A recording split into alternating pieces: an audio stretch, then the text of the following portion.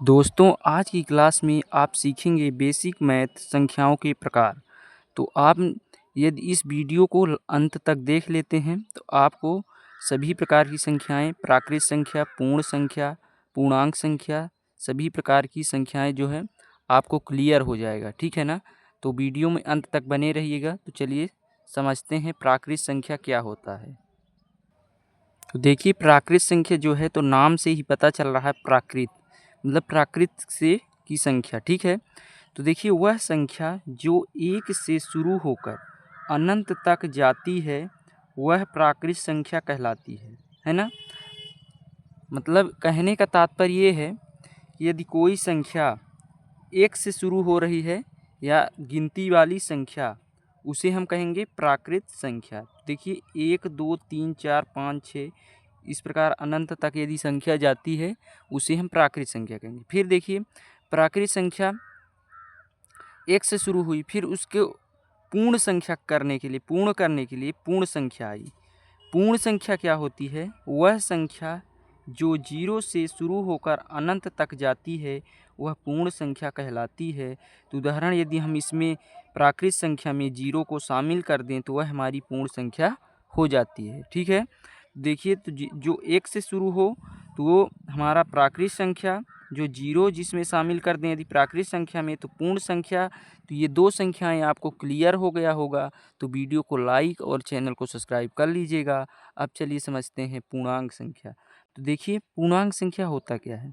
वह संख्या जिसमें ऋणात्मक, धनात्मक और शून्य संख्या शामिल होती है उसे हम पूर्णांक संख्या कहते हैं।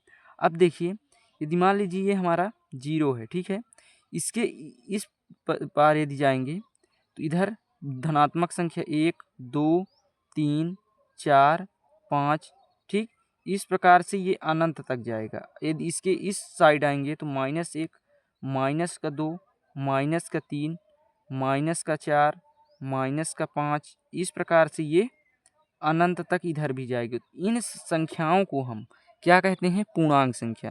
कहने का तात्पर्य धनात्मक और ऋणात्मक और शून्य की संख्या को कहेंगे पूर्णांक संख्या। अब एक चीज़ यहाँ पर ध्यान देने वाली बात है। देखिए प्रत्येक पूर्ण संख्या प्राकृत संख्या हो सकती है, प्रत्येक प्राकृत संख्या पूर्णांक संख्या हो सकती है, प्रत्येक पूर्ण संख्या पूर्णांक संख्या हो सकती है। तो इतना कंसेप्ट आपको क्लियर हो गया होगा। ठीक है, अब चलिए समझते हैं सम संख्या क्या होता है। तो देखिए यहाँ पर सम संख्या तो वह संख्या जो 2 से पूरी तरह विभाजित हो जाती है सम संख्या कहलाती है। तो सम संख्या कैसे विभाजित? देखिए यदि हम 2 को 2 से भाग देंगे तो पूरा भाग जाएगा, 4 को भाग देंगे 2 से तो भाग चला जाएगा, 6 8, ठीक, को 18 कर देते हैं क्योंकि ये 2 से पूरा विभाजित हो जाएगा। ये 10 12 14 इस प्रकार जितनी संख्याएं हैं 2 से जो विभाजित हो जाएं पूरी तरह से वो हमारी सम संख्याएं कहलाती हैं। अब चलिए समझते हैं विषम संख्या क्या होती। तो देखिएगा विषम संख्या वह संख्या होती है जो 2 से पूरी तरह विभाजित नहीं होती, विषम संख्या कहलाती है। जैसे मान लीजिए 1 3 5 7 9 11 13, ये जो संख्याएं हैं तो 2 से विभाजित नहीं होगी। यदि हम इसमें 2 का भाग देंगे तो 1 बचेगा, इसमें भी 1 बचेगा। तो इस प्रकार से ये पूरी तरह विभाजित नहीं हो रही, इसलिए ये हमारा विषम संख्या है।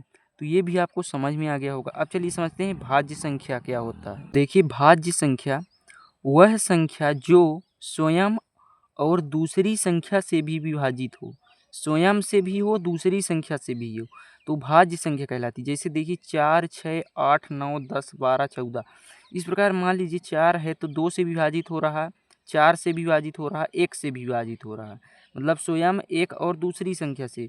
इसी प्रकार 9 को देख लीजिए 3 से विभाजित हो रहा, 9 से विभाजित हो रहा, 1 से विभाजित और स्वयं से तो हो ही रहा है।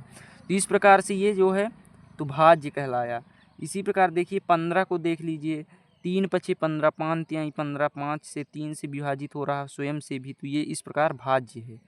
अब उसके बाद आता है अभाज्य संख्या। समझिएगा अभाज्य संख्या। तो अभाज्य संख्या क्या होता है? वह संख्या जो केवल स्वयं से विभाजित होती है अभाज्य संख्या कहलाती। जो स्वयं केवल से विभाजित हो, मतलब केवल स्वयं से, मतलब एक है एक से ही विभाजित होगा, 3 3 से ही होगा, 5 5 से, मतलब दूसरी संख्या से विभाजित नहीं होगा, तो वह हमारी संख्या कहलाएगी अभाज्य संख्या। अब चलिए समझते हैं परिमेय संख्या, अपरिमेय संख्या। तो देखिएगा दोस्तों, परिमेय संख्या क्या होती है?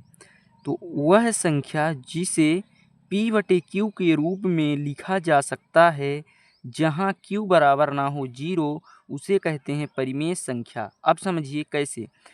P/Q, ये P/Q के रूप में लिखा है। ये हमारा P के जगह में 1 है, Q के जगह में 3, P के जगह में 4, Q के जगह में 3।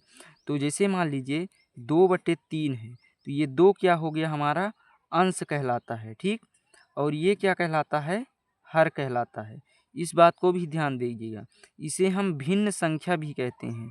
क्या कहते हैं? भिन्न की संख्या, ठीक है, क्योंकि बटे के रूप में है। तो बटे के रूप में जो संख्या होती है उसे हम भिन्न कहते हैं।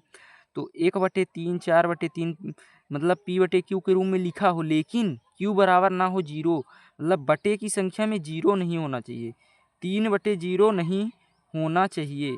3/0 इसका मान अनंत हो जाएगा, ठीक है। तो इसलिए ये नहीं होना चाहिए, तब हमारी ये संख्या परिमेय संख्या कहलाएगी। इस प्रकार जो लिखी होंगी, तो ये भी आपको समझ में आया होगा। अब देखिए अपरिमेय संख्या क्या होता है।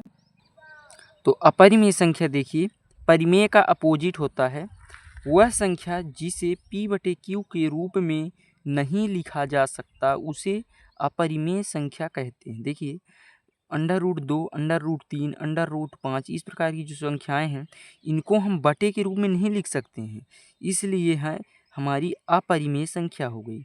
फिर आता है आपका वास्तविक संख्या।